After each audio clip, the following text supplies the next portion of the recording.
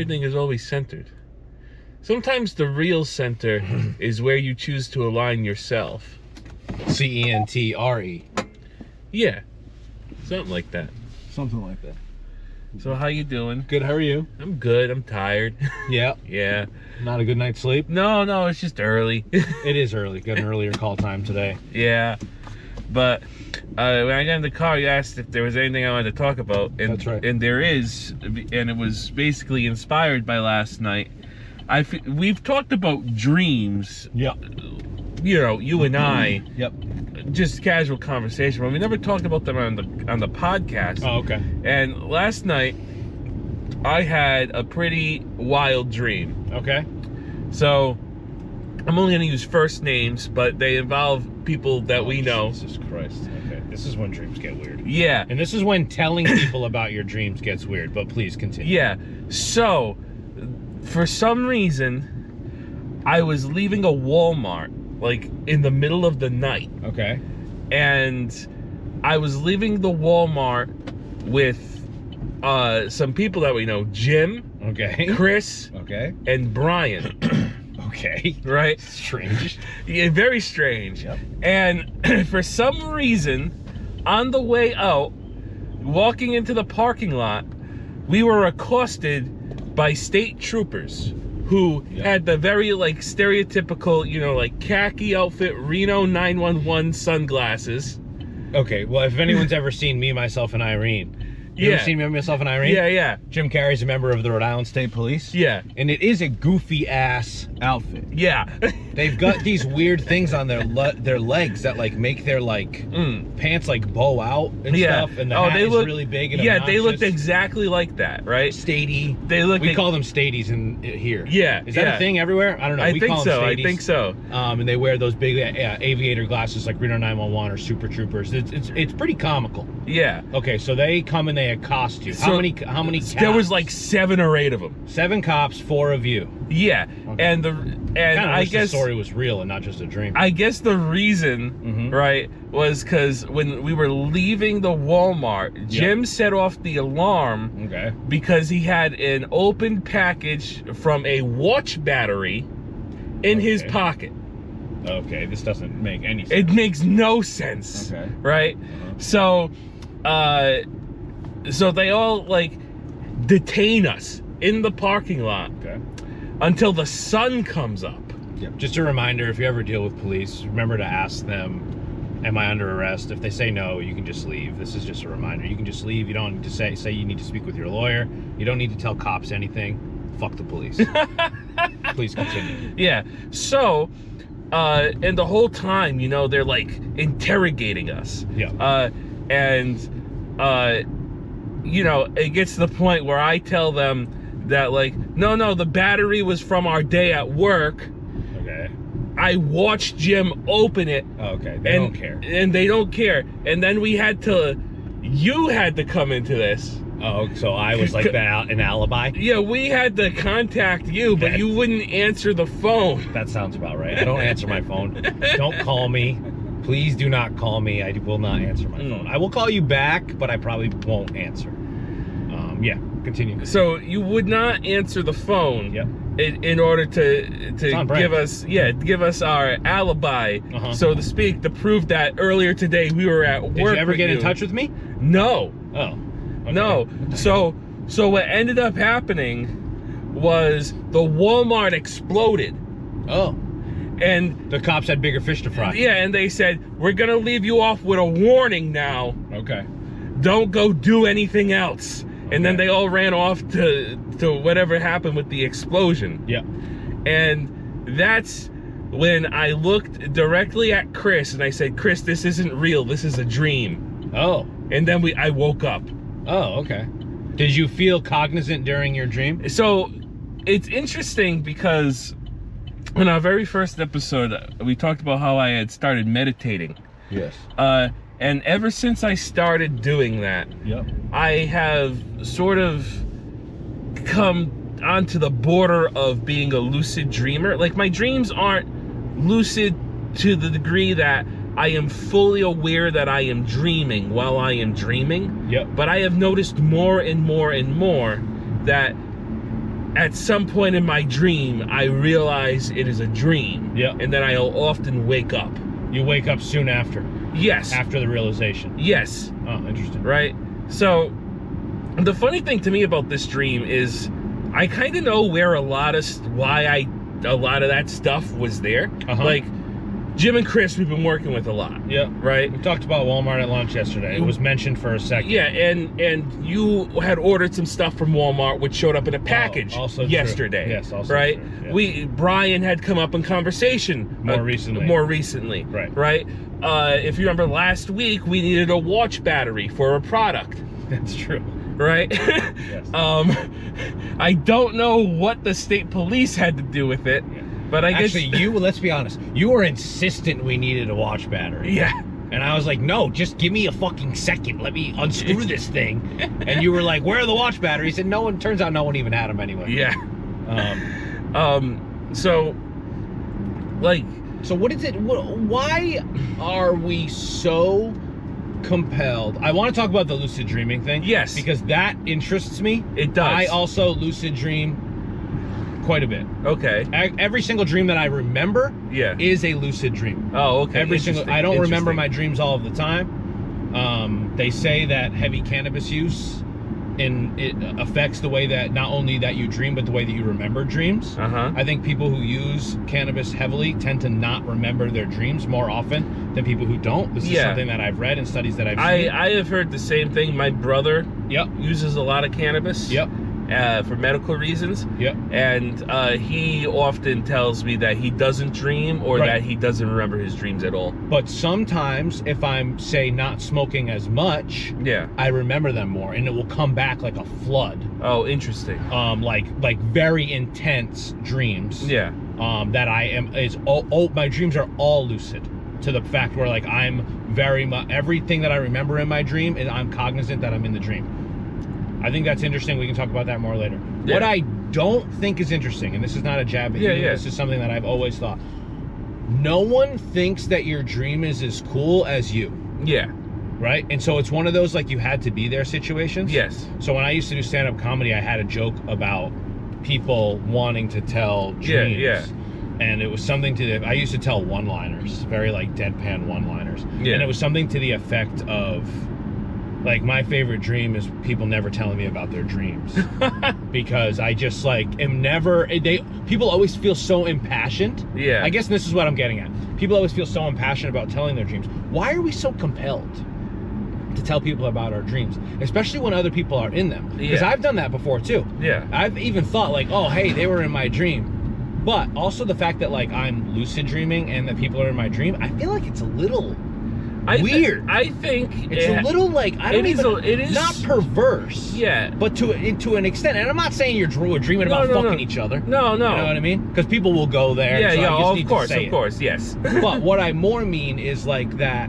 It is like it's an intimate. Having a dream is intimate in a way. In a way, because it's in your own head, and it's like while you're in bed, which is like a vulnerable place, right?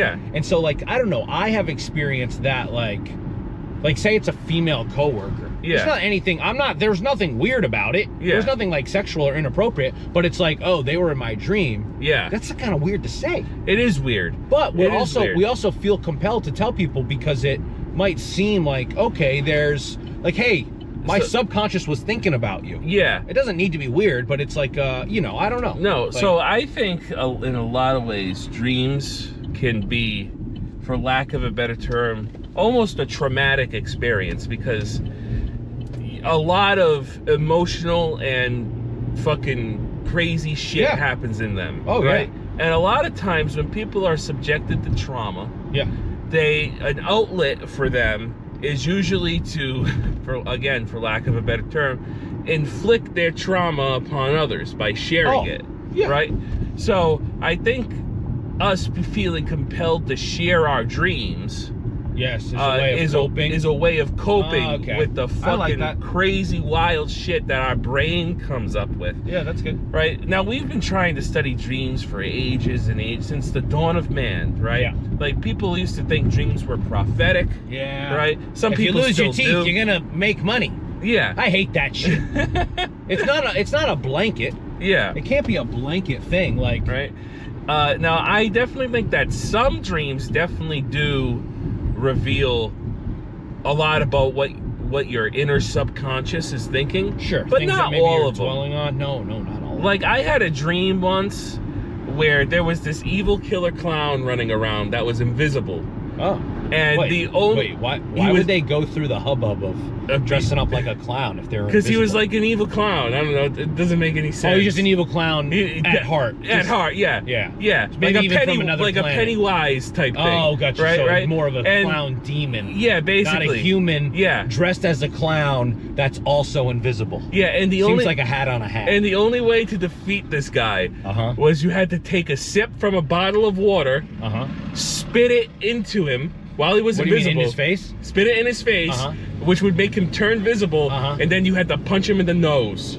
Oh, nice. Did he have a big red nose? He did have a big red nose. And in that dream, I had a girlfriend, and her father was Kevin Spacey. Oh. But not Kevin Spacey himself, Kevin Spacey playing her father. Oh. He's still getting hired? Kevin Spacey's still being hired in your dreams? Yeah. Oh, boy. Well, this was years ago. This was before the scandal and all that. But my point is like, that dream has absolutely nothing to do with my subconscious. There's probably just other shit that made that manifest that way. I probably had seen like It recently, or seen a Kevin Spacey movie recently, or whatever. You did a nice pairing of It and American Beauty. Yeah, yeah, a nice double feature. Yeah, two movies that make you feel really good about yourself. Yeah. You ever seen American Beauty? Oh yeah. One time. What a strange movie. That's a one-time movie. Like, I can't watch this again. It's gonna make me feel, and this is even before the Spacey shit. Yeah, you know? yeah. Like, man, he's a pretty good actor. Bad person. Yeah. Do you ever see Baby Driver? Yes. He was pretty good in that. Yeah. Can we stop? We should stop talking about Kevin Spacey. Okay, we'll stop. Baby Driver is a Edgar Wright movie. Oh, really? He's a person that I enjoy, Edgar Wright. Oh, this is sort of full circle, but we were talking about symmetry at the beginning of this clip. Yeah. And we're on the cusp of a brand new Wes Anderson movie.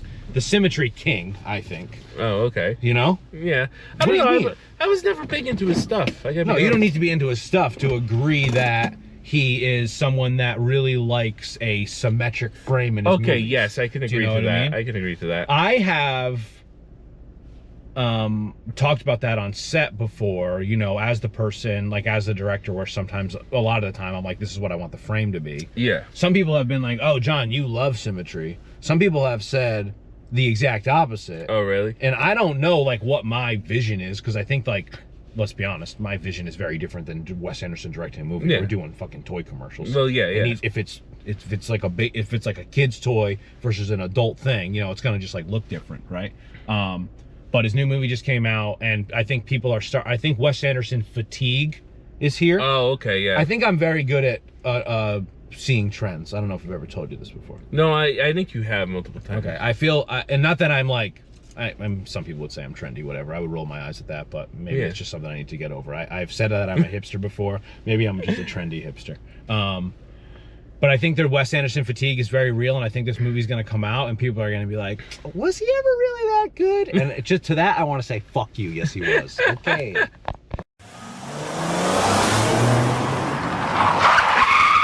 Okay, so I say to Mitch, are you good, before I roll? And he goes, yeah, I guess so. I didn't say it like that, though. How did you say it? I was like, yeah, I guess so. Okay, it wasn't near like, No, yeah, I it guess was- so. Yeah, it wasn't passive-aggressive. It was more like passive, let's do it. Just passive. Yeah. I forgot what we were talking about before we... Movie directors, and then we talked about Quentin Tarantino for like 20 minutes once we went into work. Oh, yeah. Because you're not the biggest fan. No, not a fan. Not a fan at all. I gotta be honest, I've seen quite a few of his movies, mostly because people just force you to watch them. Yeah. And Yeah, that's fine. We don't need to talk about something that you don't like. no, I don't mind. I just figured I'd justify myself. Yeah. I just don't really care for them. Like, I can understand the appeal. I really can. But I feel like a lot of the times, Yep. everything about what he makes comes off like so forced, and almost it's gotten to the point where it's like almost a lampooning of the stuff that he makes. Like, it's too meta self-referential. Yeah. Which is funny because that's my favorite kind of humor to make in real life. Yeah. But that's the exact kind of humor I hate in any type of media. Yeah. Because it takes me right out of my it's been a long day, I can't think of the word here. I use it all the time. My when you are absorbed in something. Yeah, just takes you out of it. Yeah, there's a word for that. Why can't I think of it? It begins with a D, I thought. Oh, this is gonna bother me now for the rest of the ride. This is what we call bad podcasting. Oh no, it's not a D, it's an I, it's immersion. Oh, you're no longer immersed. Yeah, I'm no longer immersed. Immersed. Yeah. It's immersion. Yeah, Tarantino, Yeah, not a fuck fan. him. Let's move on. Okay, we can move on. What would you fine. like to move on to? I don't know. Other things that you hate? Other things that I hate. Yeah. What else do you hate? What else do I hate? Ice. Ice, yes. Oh, okay, so yeah. You hate ice. When Dan was, we worked with a friend of ours, Dan, and he innocently wanted to ask the question of, what kind of ice do you prefer? It was just like a nice little icebreaker. He was asking people, what kind of ice do you prefer? What do you prefer in your drink? Yeah, right? and like he made the mistake of asking me directly. Right, before he asked anybody else, so he couldn't even get his conversation off the ground. Right. And I was like... Because you put the brakes on it by saying... Yeah, I despise ice. Yeah, and I had to walk away. Yeah.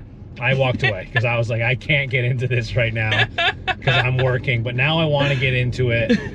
You despise ice. So I will give you the 3 reasons why I despise ice. Yep, and then, okay, go ahead. The first reason, it takes up all the room in the glass. Okay. Okay, that's a huge reason. Okay.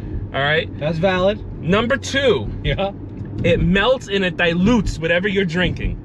It does dilute whatever you're drinking, yes. But different ice melts slower or faster. This is people true. who like to drink whiskey, they use those like balls of ice or whatever. Yeah. And I don't know. I know some people just want to drink their whiskey neat. What the fuck do I know? I don't know anything about whiskey. Yeah. So let me. But like crushed ice is gonna melt faster because there's more surface area. So let me give you some context. I'm not drinking whiskey. I'm drinking a Coca-Cola, or I'm drinking a lemonade. Yeah. What about water? Or water, I guess. But you can't water down water. But now it's taking up all the room in the glass. But then it's gonna melt and turn into more water. Yeah, tomorrow. Not tomorrow. You just said it melted fast. You gotta stick to your story. Does it melt fast or does it melt slow? What's the third reason? Okay, the third reason. Yeah. Is I just don't really care for cold beverages most of the time. Okay. There are some exceptions. Yeah. As we have since we've talked about Dells before on the podcast. Yes. So like frozen lemonade though. Yeah. I don't consider it a true drink. I really don't. It's like it's not like a drink. A milkshake. Like a milkshake is not truly a drink. No, a milkshake is not a drink. It's a dessert. It doesn't quench your thirst. Adele's can quench your thirst. Adele's can quench your thirst, yeah. But Adele's, I would say, is like, I call it Italian ice adjacent. Yes. Right? You've said this term so many times. No one else has ever said that term as much as you have. Yeah, but they've never heard it on the podcast before. Okay. So, Dells, like Italian ice adjacent. It's like it's a frozen treat. It's not really a drink. Now, if you remember correctly on this day that you were asked the question and you went on your diatribe about how much you hate ice. Yeah. We ordered Dunkin' Donuts. Yeah. And what did you order? I ordered a vanilla bean colada. Which is a fucking ice drink. But no, it's more similar to a frozen lemonade. Do you consider a vanilla bean colada to be Italian ice adjacent? Sort of, yeah. Okay. Because it's a slushy ice crystal thing. Yeah. It's not a true. It's an ice crystal thing, not ice. No, it's not a true drink. It's not. I'm not imbibing the liquid. Excuse me? What do you mean? I'm not imbibing the liquid. Explain that. I think that's just a fancy way to say consuming a drink. Is it? Imbibing, yeah. Okay, I've heard the term before. I don't know if I ever knew what it meant. I've only really ever seen it in like fiction literature. Yeah. Where they're talking about like they go to the bar and imbibe. Yeah, where they're like imbibing a potion. or something like that. It's like old-fashioned-y speak. Yeah, we know what type of books you're reading. Yeah. Dungeon Master guides. Yeah, basically. Yeah, exactly. The player's handbook. Yeah, exactly. When an alchemist imbibes a potion that he manufactures, it lasts for 1d4 rounds. The big book of monsters or whatever. Yeah. But, so a colada, again, I would say is not a true drink in the sense of, just like how when you go to the movie theater and you get like the blue icy or the red icy, same thing. That's not really a drink. It's like an ice cream type thing. It's not really, it's not ice cream, but that's the closest. Cream-based, it's not milk-based. It's the closest food thing that, like, I think everybody would understand that you could relate it to. Right. So, yeah, ice, not a fan. You really just march to the beat of your own drum. Nothing wrong with that. I guess. Honestly, it's better than it is bad, if that makes sense. Yeah, I don't know. See, it's admirable. I think it's admirable. It's so funny to me because everybody always asks, like, my takes are just like so outlandish. Yeah, and to you, it's just you. It's just what I've been living this way my entire life. Jeez. Yeah. Well, now we're putting on a podcast for the world to see. Yeah. Fucking showcasing it, and I'm poking holes in it. Well, I can't wait to meet like the other 6 people across the planet who agree with me on some of these things. Like, yeah, this guy's so right. Ice sucks. Yeah. Yeah. But also, I'm just not a fan of cold drinks because I don't know. I feel sensitive teeth? Not really sensitive teeth, but like it's something about it that just makes me feel like lethargic. Oh, okay. And for like that's the best I can describe it. I like my drinks room temperature. You ever wake up in the middle of the night thirsty as hell? Yeah. What are you drinking when that happens? Most of the time, either a bottle of water. Yep. Or if there's like an uncaffeinated, like beverage of some type to drink. Gotcha. But even then, like, I store a lot of the stuff that I drink at home. I don't store it in the fridge. Yeah, it's just like in a pantry or... Yeah, or just like, tucked away in a corner. Yeah. Right, in a box or whatever. So, yeah, I'm just not a fan of cold drinks. Not a big fan of cold food in general. What about ice cream? Do you like ice cream? Every once in a while. Do you like Italian ice? I love Italian ice, though. Of course. Yeah. What's your favorite frozen treat? Oh, well, Dell's lemonade, of course. Okay. Doesn't have to be Dell's, though. Any frozen lemonade. Any frozen lemonade. In fact, we've talked about this at work, too. Mr. Lemon? Mr. Lemon is a local frozen lemonade place. Yeah. I think it's like... You think it's better? I think it's way better than Dell's. I think there's better quality control because Dell's is a franchise, sort of, right? Yes. Like, the Dell's machine is the way they make Dell's is no longer only one way. Yeah, exactly. There's all different ways of making it. Yeah. But the stuff that you get at like a Mr. Lemon is all house made. Like it's there's better quality control and it's the same family that's been doing it for years and years and years and years. Have you ever been to the main Dell's? I have never been to the main Dell's. We gotta do more road trips. And I'm not just down drive to do it, fucking dude. work back and I forth. would love to go. What were we talking about yesterday? The Rhode Island desert. Oh yes, the Rhode Island desert. Which is not a real desert. Okay, listen. Yes, but that's what everyone calls it. I know, but you guys confused me because I was like, wait, there's a real desert in Rhode Island? And you said, yeah, it's a real desert. Language is descriptive, not prescriptive.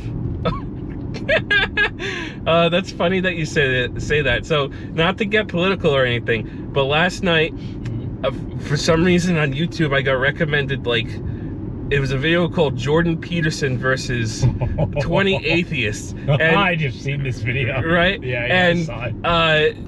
Say what you will about the Jordan Peterson guy. Obviously, he's very educated. Great diet. He knows a great diet. Just eat raw red meat. Yeah.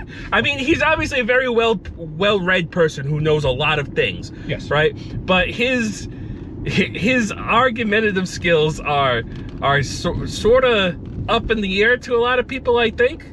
Yes. And one comment on the video made me laugh so hard. It said something like, Jordan Peterson did really well in this debate, depending on your definitions of did, really, well, and debate. He doesn't debate well. Yeah, well, because he, like, most of his arguments were always something about, like, well, it all depends on how you define this. Right. And it's like, oh, okay, buddy, but, like, in the common language, that sort of has a a well understood meaning. Words mean things. Yeah. Yes. Like, we don't have to stop every 2 seconds to define every word of our sentence. No, we don't. As long as you understand, you understand. Yeah. Now, you know, so a lot of times when I talk like that, I'm just joking around. Oh, yeah. I don't really give a fuck. Yeah. Like, I understand what you're saying. I just want to be a dick. Right. You know, sometimes people are just like, they hear way too much about... They get caught up on the wrong things. They get caught up on they're, you know, like trying to be a thesaurus. Right. Right? I have a friend who, love him to death. Great guy. I hate to sound like Trump. I felt like that was very Trump. Love him to death, great guy, good guy. Yeah. One of the best guys I know. Yeah. But. Yeah, I can't do the voice, but yeah. When he speaks sometimes he's way too concerned about sounding repetitive. Oh. Right? So he'll try to like use, you know, synonyms for different things of words that he already said, but like he's too focused on trying to like come up with the synonym and he can't think of it that he's like stumbling all over himself. Losing the point. He's losing the point. Yeah. And you know, I'm just like, buddy, relax. Yeah. Just say the same word over and over again. I don't care. Yeah, it doesn't matter. I've always been the kind of person where I care more about what you have to say than how you say it. Yes. Right? Right. Like, it's not like we're all trying to write an English paper here. No. And even I guess then, that's what I mean when I say, like, and that's not I did not come up with that phrase. I actually heard it on another podcast, but language is descriptive, not prescriptive. Yeah. Right? Because if you're describing something and someone understands it, then that's the end. It doesn't need to be perfectly grammatically correct, especially when you're just conversing. Yeah. You know, and like becoming overly pedantic about specifics. Yeah, it's not good for anybody. No, and then it gets annoying. Yes, too. It gets annoying, and you're like, oh, I don't even like I've been distracted from the actual point. Yeah. You know? Yeah. Okay, so some of our heroes we've mentioned: Jordan Peterson, Donald Trump, Mr. Lemon. Yeah. Anyone else? Oh, and Quentin Tarantino. Yeah, those are the heroes for today's episode. So far. That's the Mount Rushmore. Maybe I'll bring up Ben Shapiro next episode. Yeah, so talk about Ben Shapiro, Alex Jones. Second Alex Jones reference today. Thank you, Mitch. You're welcome. See you in the morning. Yeah, sounds like a plan, buddy. Bye. Bye.